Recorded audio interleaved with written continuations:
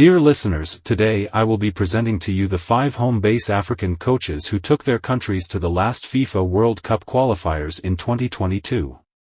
But were beaten at the first stage. African coaches make history. For the first time ever, all 5 of Africa's World Cup-bound representatives were coached by local coaches at the grandest stage of all.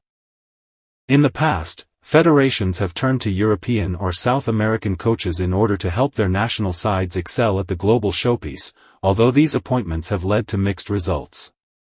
This time, however, Africa's qualifiers have turned to homegrown bosses, but how will this quintet fare when it comes to reaching the knockouts? 5. Rigobert Song playing legend, but the jury remains out on Song as a head coach.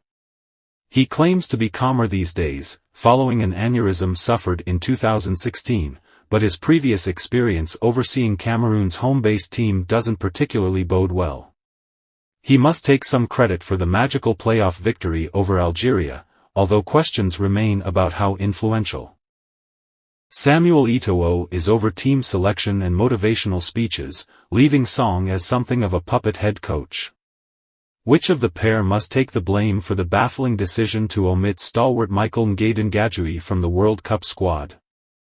4. Jalal Kadri has held over 25 different coaching and managerial positions during a nomadic career in which he's never stayed anywhere for longer than a year.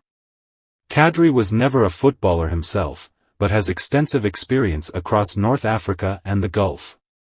This is comfortably his biggest job, and largely he's fared well since being promoted from being Monder Kabayer's assistant coach during the Poor Africa Cup of Nations campaign. Since then, Kadri oversaw World Cup qualification, admittedly against a limited Mali team, and has ensured that Tunisia's defense kept 7 consecutive clean sheets. 3. Otto Addo. Highly rated managerial wonderkid who has held backroom positions with HSV Hamburg, Borussia Mönchengladbach and Borussia Dortmund, having previously represented BVB during a 16-year playing career in German football. His stock is high after tactically outclassing Nigeria and poor Augustine Eguavoen in the World Cup playoff between the two rivals, although Ghana arguably haven't kicked on in the subsequent months. He also deserves credit for creating an environment in which several dual-nationality players have committed themselves to the Black Stars, even if Eddie Nketiah and Callum Hudson-Odoi are not involved in the World Cup.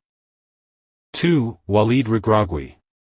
Riding a wave of popularity after replacing Vahid Halilhodžić, who had alienated some of the squad's top talents, Regragui may lack experience, but indications so far are that he's destined for a long coaching career.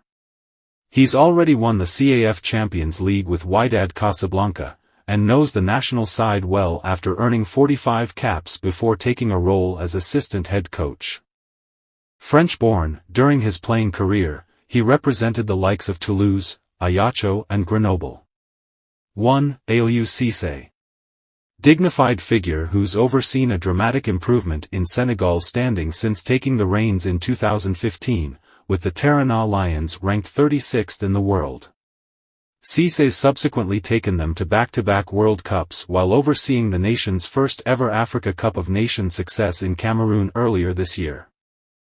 Already a legend from his playing career, where he was a member of Senegal's Golden Team in 2002, and has taken his standing in his homeland to new heights following his noble management of the national side. For more details, please subscribe to our timely infos for more updates.